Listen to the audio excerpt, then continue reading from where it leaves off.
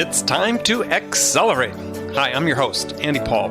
Join me as I host conversations with the leading experts in sales, marketing, sales automation, sales process, leadership, management, training, coaching, any resource that I believe to help you accelerate the growth of your sales, your business, and most importantly, you. Hello, and welcome to Accelerate. I am really excited to talk with my guest today. We're talking about something completely different that I guarantee most of you in the audience have not heard about before. My guest today is David Hammer. He's the founder and CEO of a company called Emissary.io, I guess. Is that you do the full .io? It's Emissary.io. .io. And based here in New York City, not too far from where I'm sitting today. And actually, I think we probably pass each other in the streets when we go to the grocery store. So David, welcome to Accelerate. Thanks, Andy. It's a lot of fun to be here. I'm excited. Yeah, so me too. So, I mean, because again, what you guys are doing is so differentiated, and I'm excited to have people hear about this. So take a minute, maybe just quickly introduce yourself, so how you got to this point where you are today. Yeah, absolutely. My background is actually not in the world of sales. I come out of a product management. I was a product manager at Google for about 6 years and worked on a whole bunch of products there. Definitely had to do a whole bunch of selling in my job there. I spent a bunch of time on the advertising technology side. So I helped create a product called DoubleClick Bid Manager, which most people have never heard of, but is, I think, the third biggest revenue driver for the company now. I was going to say, that is Google in a heartbeat right there. Yep. When I quit, I really became, I went to Google in the first place because I cared about problems of knowledge. And so I actually looked back at my time at Google and I said, where at Google were we making bad decisions? Were we not, doing the right thing? Where there was a knowledge problem, right? Google controls a little box that everyone in the universe types their wants into. Google should know everything, but we didn't. Mm-hmm. And in particular, I was thinking about how, we'd lose deals because we didn't really understand what the customer was really buying.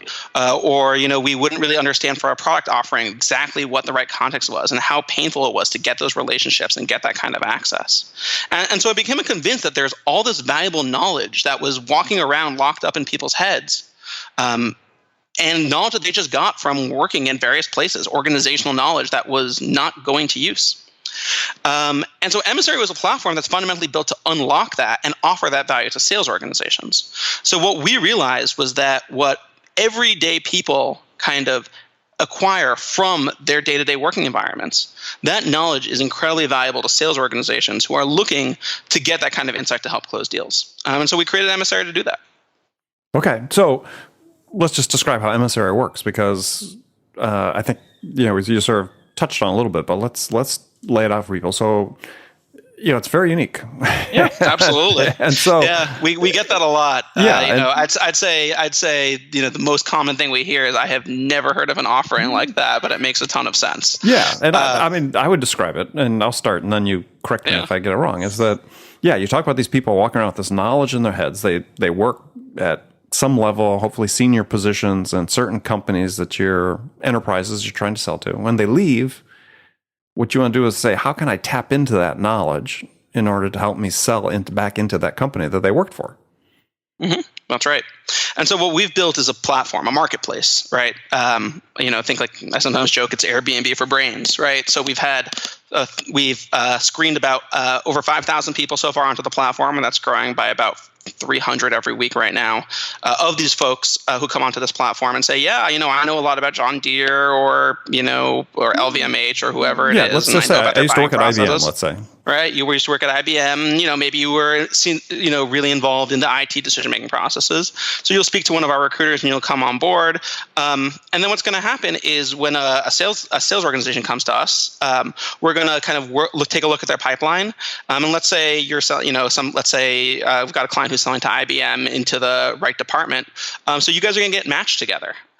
So you're going to get matched to the opportunity, and you'll basically be able to kind of do account level sales. You'll be able to get account level sales coaching on that deal from this emissary, from this person who knows that organization inside and out. So again, the first step is you come to us. We kind of collaborate with you. We actually have offering that syncs with your CRM system to make sure that you're able to easily kind of connect your pipeline to our system. And then what we're providing is a matchmaking system. So every time you have a new qualified opportunity, we're offering you an emissary who's saying, hey, I know the people you're talking to. I know the culture. I know all the subtle unwritten stuff. I know that Bob, who you're talking to, calls himself the decision maker, but it's Jane, who's going to sit 2 seats to his right and is never going to say a word in any meeting, that actually carries all the sway. That engineering as a major important group, and they actually hold all the decision making cards. But you're never going to see them, but you got to win them over. All of that, again, subtle, unwritten stuff that just doesn't really exist anywhere else. And the emissaries kind of help share that knowledge and move the deal forward. Okay. So, let's take a step back and just so make sure people understand this. So when your clients are sales organizations, companies, that's right. And so first step is when they come in and they look and they say, okay, we sell to these enterprise type accounts, and wow, you've got emissaries, you said 5,000, growing at 300 a week. Yep. So when they sign on, what they do then is they connect their CRM systems, let's say Salesforce, Yep. to your system. That's right. So you have insight into their pipeline, and through your marketplace, you're matching it to your available emissaries. Is it based on some sort of tagging or account name, or how's that matching done? Yeah, we have a bunch of techniques. I think the big thing for us is we will never make a match that we can't stand behind. So for us, that means every emissary who we're going to match you to had former direct decision-making experience in the department that you're going after.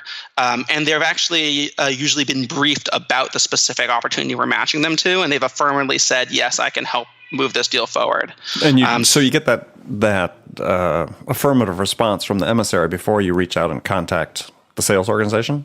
That's right. Before we'll present you with an emissary, we want to be confident that they're going to be able to be valuable to the deal. So you have, let's say, somebody on your team has client responsibility, and so the prospective matches are being presented to them first. That's correct. And then they go and they check, okay, we've got the emissaries. We'll verify with the emissaries they can do that. And then how do they present those matches then to your clients? Yep. So again, that's all part of the platform. That's all part of the product, right? Is the sales management or the individual reps will basically receive these candidate matches. You'll be able to review them, accept them, reject them. Again, it's all part of the kind of platform, the ability to receive these matches and be able to kind of get started when you want. So how do you pay for it? So emissaries are getting compensated for their help, right? Sure. People are doing this certainly because they're getting compensated. Although what we've learned is that they're also doing it because they want to help, because it's fun, it's enjoyable, they get to kind of be along for the ride, and that's actually been a big surprise and a big learning for us, is that this ends up really being a fun process for everyone who's involved to kind of be able to do this kind of thing. The way it works is that when you work with us, you can kind of buy a package of credits, and what credits basically let you do is you assign emissaries to opportunities. An emissary, we really like to see emissaries kind of work throughout the relationship of the deal. It's not just a single phone call. It's really you have access to them on an ongoing basis, weekly check-ins, to really make sure that they're continuously driving the deal forward. And for every month that you're working with an emissary, it's a credit. Well, and so interesting use of the phrase. You talk about the emissary driving the deal forward. So, yes, what really becomes the dynamic in the deal in the relationship between, let's say you're an account exec and you're working on a major account, we'll call it IBM just because we've been using that example, and you've got an emissary that's going to help you on that. The account exec's still the lead. What do they expect to happen from the part of the emissary? And how do they check in? How do they set the plan? All those things. Yeah. So there's two really interesting things to bring up here, right? The first thing just to emphasize, and I think you're kind of hinting at this a little bit, is emissaries are not meant to, they're not meant to replace your sales organization, right? They're not going to do the selling for you, right? They're providing intelligence, they're providing coaching, they're providing support. But ultimately, we're big believers that these kinds of labor marketplaces augment and accelerate your salespeople. They make them, an order of magnitude more effective because they don't have to spend time hunting things down. But ultimately, it is still your sellers whose job it is to do the selling. But that said, one of I think the most interesting things for us is, in the classic enterprise enterprise sale, one of the biggest problems that everyone's familiar with is the blind spot, right? The thing I didn't know to ask about. But if I had known, it would have changed everything. And the way that clients and emissaries work together is when a relationship kicks off, the first thing that the emissaries be done is they're briefed on what the client's goals are.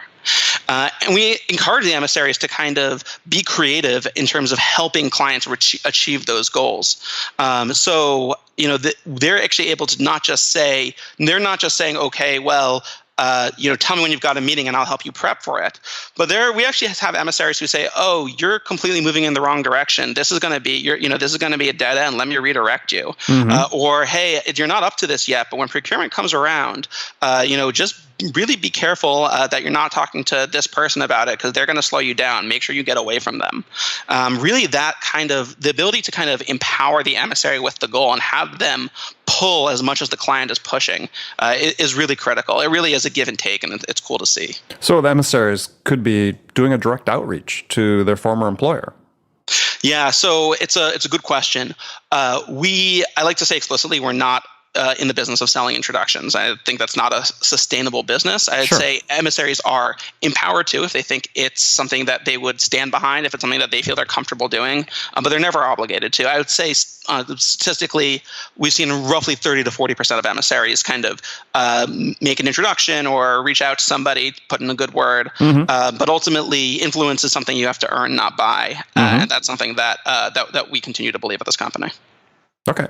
I mean, that makes sense. I mean, I think that's, once people leave an organization, their influence wanes anyway, right? So that's right. And so it's worth noting on that front, actually. Again, one of the reasons we recruit emissaries manually and we screen them manually is all emissaries are left our organizations in the past 2 years. We do optimize for recency of knowledge for the exact reason you just said, which is as people leave, organizations change, cultures change, decision makers change, and so one of the things we're able to commit to is always making sure that the people you're talking to kind of have real fresh knowledge. Yeah. So, I mean, the interesting point then. So then you're going to have some churn in your base of emissaries because there is a half-life is what you're saying.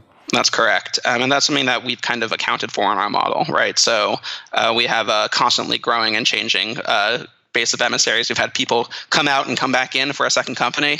As in many industries, life cycles can be short. But yes, we're kind of always making sure that we have kind of the right people on board for this. Okay. All right. So, we've covered a lot in a short period of time here. Before, just make sure people, unpack this to think, okay, I mean, I think about my days and selling to major accounts around the world is, there would have been times when it would have been really useful. So I remember back in my days, one deal in particular, I could have used an emissary where we were competing for a piece of business with a major broadcast network, big deal, multi-million-dollar deal. And we thought we were talking to all the right people. We had all the right signs, all the right commitments. I mean, there wasn't anybody we weren't talking to. Didn't think we had buy-in. We lost the deal at the last minute to the incumbent, or not at the last minute. At the last minute, we found out we lost to the incumbent. And they were just using us as a stalking horse to get a better price. If we had an emissary that knew those people, he could have pointed out that, you guys are being played. And these guys were the best at playing us. I mean, I'd never been played like that before. And it was, everybody in the our whole organization was fooled by this. That emissary would have been perfect for that situation. One of the things that I like to say when I'm talking to clients is, one of my favorite questions to ask is, if you've ever won a deal because you got lucky, right? If you've ever, everyone's got one amazing story about, running into decision makers, brother in a bar a week before and said, make sure that you talk about this and this. And, ultimately those kinds of moments that can be transformative for a deal. And the question is, how do you manufacture that luck? How do you make that luck more predictable? How do you kind of create those moments that really allow you that kind of uncommon, that unknown piece of insight that can be very transformative? And we view emissaries as a way to load the dice, as a way to kind of change your luck, basically. And that's really critical for us. Yeah, I mean if you're in major account sales, you're an entrepreneur, you sell to enterprises or sales organization, just think about this for a second. This is the thing that for me is so exciting because I look back on the days when I was selling multi-million-dollar deals to large companies. How just incredibly useful it would have been to have somebody with, as you said, some insights into how decisions are made. Who are the influencers that really make a difference? Challenger people at CEV talk about 6.8 stakeholders now in every decision. Let's assume that that's true, right? Which there's no reason to doubt it, that's the new especially number, in enterprise, right? So, there's lots of personalities. That's one of the big themes of the Challenger customer book is that it's just the diversity of individuals within that stakeholder group that comprise it. I'll tell you something, Andy.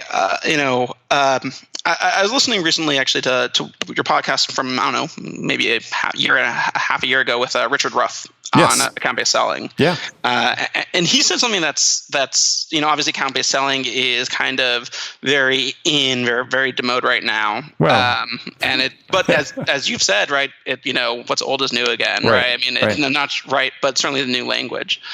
And Richard said something that I thought was very astute, which is that, a key thing about account-based selling is that it's resistant to kind of traditional standardization. It really is saying every account is its own strategy and its own approach, right? And, I mean, look, there's a long history, strategic selling, spin selling, right? Challenger sale, right? Like the idea of profound insight into your customer is not a new one. No. But one of the things that's interesting to me watching the kind of new account-based selling stack emerged is that it seems actually, for the most part, very focused still on mechanization, on operationalization, on actually trying to standardize something that I don't think can be standardized. Emissary actually really, I think, is trying to come from a little bit of a different school of thought there, which says embrace the variability, embrace the situational thinking that every account provides, use good frameworks and structures to make sure that the information is being provided. But ultimately, I think, especially we technologists, right? People who are creating sales technology come from such a place of sales automation, right? Of sales operationalization, of sales mechanization, and I think it's really a missing piece when you think about especially larger account sales or kind of complex account-based selling to be saying it's not just about the machine, it's about the variability, it is about the art as much as the science. Yeah, it's interesting you brought that up because I just right before this interview had been asked by a company who's putting together an article. What are the big trends going to be in 2017? And I said that my prediction is it's the return to focus on the importance of the human element in selling.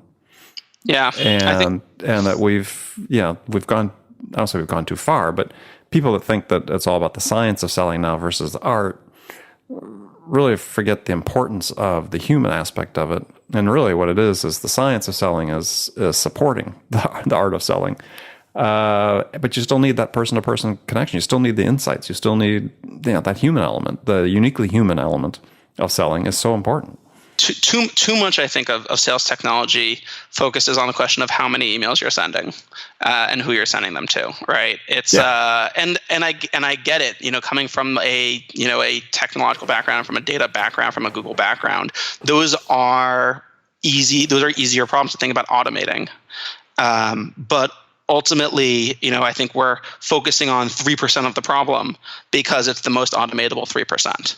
And I think you're absolutely right. I think, I don't know if you saw last year, Forrester did this death of a B2B salesman study, right? Which said the only area where there's going to be employment growth is going to be in the complex sale, in the challenger sale. Yeah, but you could probably still hear my eyes rolling when I saw that report. So there's a Forrester report for whatever point you're trying. For whatever purpose, right? Every purpose, there's one out there. So I don't buy into their statistics for the reason that they're saying either. But I think to your point about, people want to put things, salespeople want to, and sales automation is really about saying, look, customers fit into niches.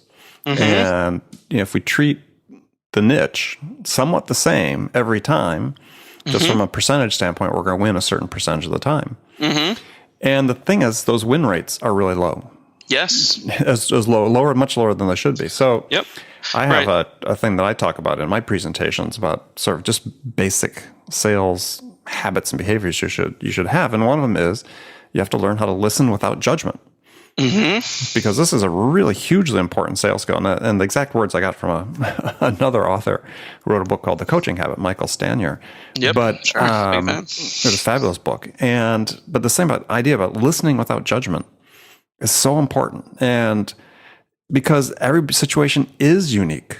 And if you don't acknowledge the variability and the potential for variability, you're going to miss opportunities. What opportunities are you going to miss? You're going to miss the opportunity to provide insight that's going to help you win the business. Because you've got your biases up. My wife, as you know, Dave, she teaches medical school and is dean at NYU School of Medicine. And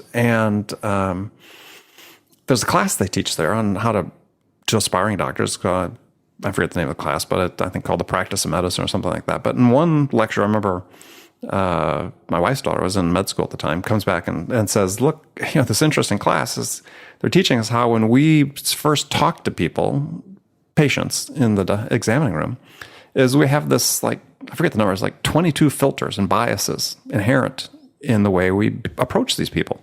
Mm-hmm. And it's, based on age, gender, ethnicity, where they live, perception of income, all these things. And you have to wade through the filters in order to arrive at an appropriate and accurate diagnosis. That's right. And the same thing is true in sales. That's right. If everybody's in a niche, we've put our filters up and we're completely missing the opportunity. I think really great sales processes and really great sales tools and methodologies and technologies, what they do is they should be creating the space for this. Right? Again, this goes back to the idea I said before around how emissaries are meant to empower, not replace sellers.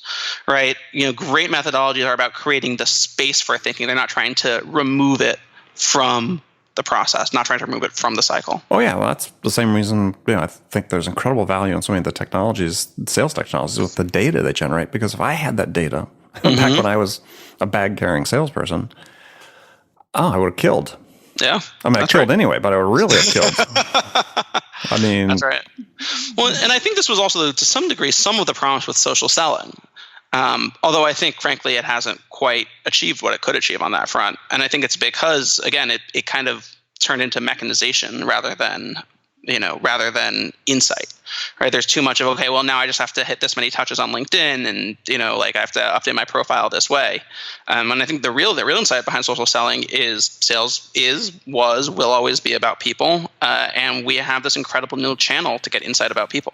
Well, I think, yeah, I agree. But I was thinking about another point I wanted to make about Emissary that before I forgot, which was, and this is really key, I think, for managers listening, for owners of companies, CEOs listening, is one of the things that's discussion points as we become more and more prevalent throughout sales in the next year or two is about what really is sales productivity. And the term is used so loosely that it has no value at all. And it's really confused, to your point you made earlier, it's confused with activity. And so when you think about productivity, and the way I think about sales productivity is I think there needs to be like an industry standard measure of productivity, and which is revenue dollars per hour of selling time.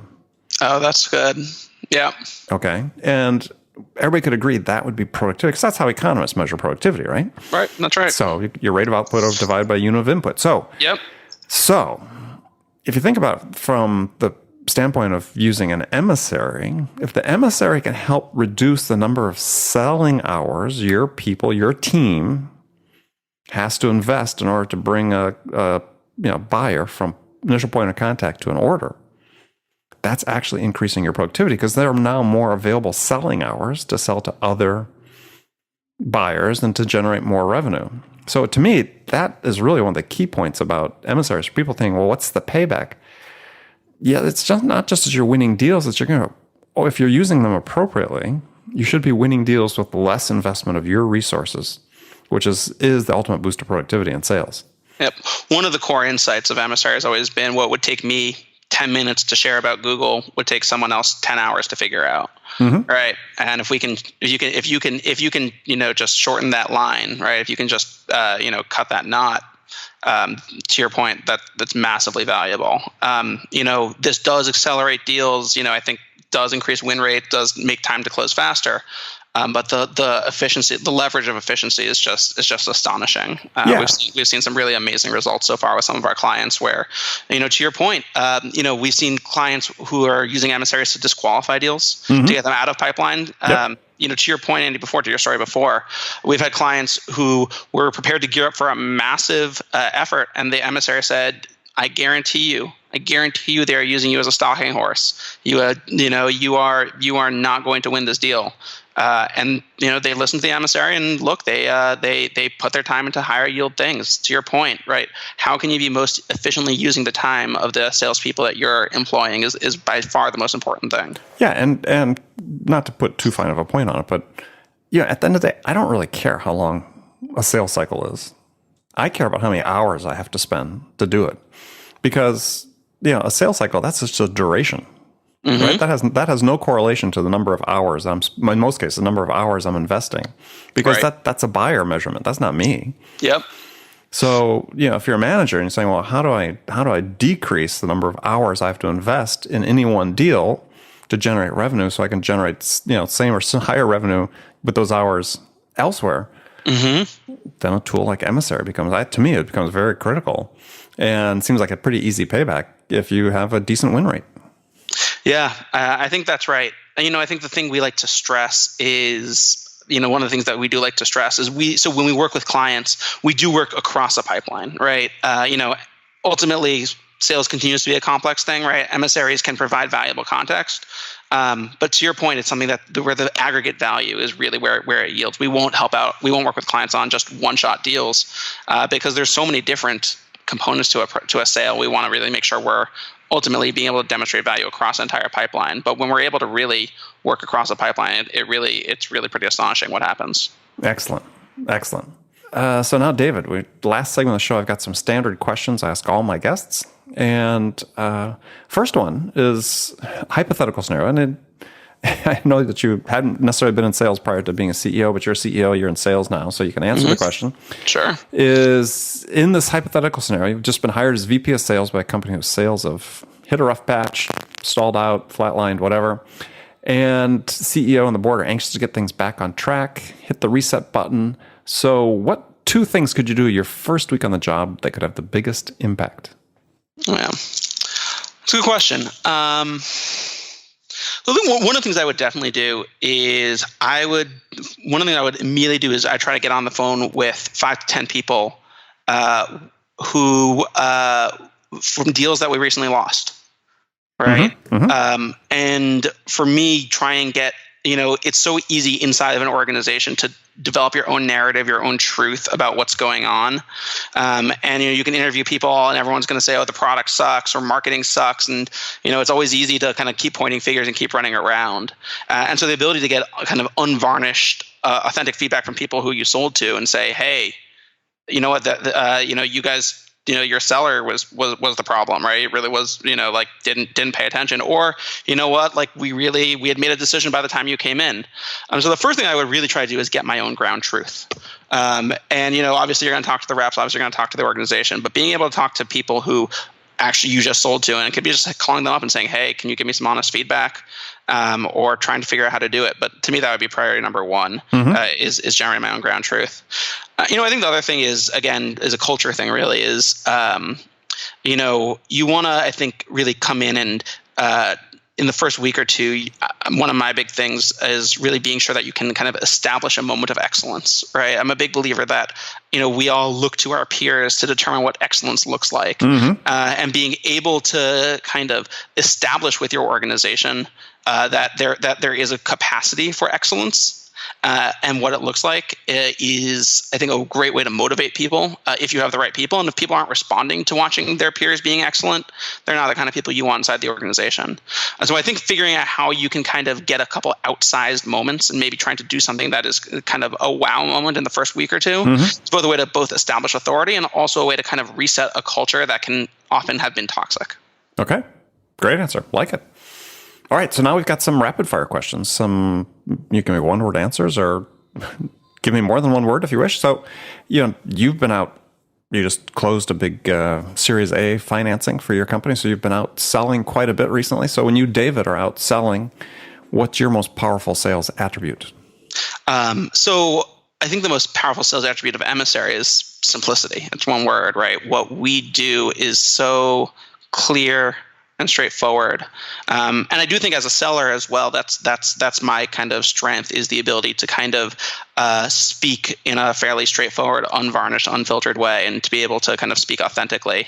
Okay. And I think we've all become so inundated with noise that the ability to speak with clarity is just crucial. Okay. So who's your sales role model? Not a salesperson, an entrepreneur. Okay. A guy by the name of Nat Turner was co-founder of a company called Flatiron Health. Before that, was co-founder of a company called Invite Media, which my team acquired at Google. And Nat, just something you said before, Andy, Nat listens better than anybody I've ever met. He's an unbelievable ear. He never forgets a thing you say. And he does it in a way that's very unassuming. Mm-hmm. And really, Nat's a few years younger than me. When we hired him at Google, when we acquired this company, I remember, for the first time feeling like kind of someone more junior than me was running circles around me. And I mean, he's continued to just prove his absolute excellence. I mean, Flatiron's worth $1 billion, and I think really his ability to just observe and listen makes him an amazing seller, and that was an important lesson for me. Okay, great. So, what's one book you think every salesperson should read? Yeah. So I've listened to a few of these podcasts, and I think you hear a lot of great recommendations that are sales books, right? Whether it's Mike Weinberg or mm-hmm. Challenger Customer. There's a lot of great sales books out there. I figured I'd recommend one that's not from the sales world. Perfect. A book called The Righteous Mind that came out about 5 years ago by a professor named Jonathan Haidt. The Righteous Mind it's a book about politics, I guess appropriate for the election season, and it's a book about why the American left and right can't seem to talk with each other. And Jonathan talks about this idea that we all have fundamental moral intuitions, and most of our decisions in life come from the fact that we make a more intuitive moral judgment, and then we look for facts to support it. Yes. And what he kind of talks about is the idea that the American left and American right he kind of creates a framework for describing their moral intuitions, and then talks about kind of how if you want to talk to somebody from the other side, the best way to do that is to understand their moral intuitions and to frame your arguments in terms of their moral intuitions. And I think this notion is so critical for selling, right? This notion of empathy, this notion of being able to understand people's intuitions and understand how to frame things in the right way is absolutely critical. And his work, this book is one of the books I think of when I think of books that really changed my mind. And I can't recommend it highly enough. Excellent. Yeah, I love the sound of it. I mean, because I've been doing a lot of talking and reading and writing recently about emotion-driven decision-making, which, mm-hmm. In essence is what he's sort of talking about. That's right. I mean, it's not the logical. The moral, I don't think, is logical at all. That's right. And decision-making science, people have seen that fundamentally almost every decision in life, not just the big ones, but what to wear, what to eat, everything's driven by emotions. And we backfill the rationalizations to justify it.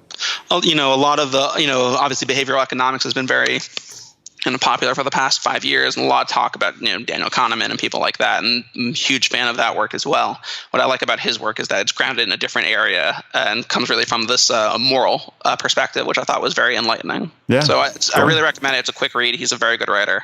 Definitely a great book. All right, going on my list. All right, last question for you. What music's on your playlist these days? Let's see. I'm listening to, I kind of mix between, I feel like, serene and the very loud. So sometimes it's someone like Bon Iver, mm-hmm. who's got right mellow, and then sometimes it's a metal band called Mastodon. So it's been a very strange mix, but it's been a lot of fun. Mastodon, okay, I'm not familiar with them. Yeah, they're really fun. They're kind of crazy. Are they a New York band? No, I think they're from Atlanta, I want to say, actually. I could be wrong, though.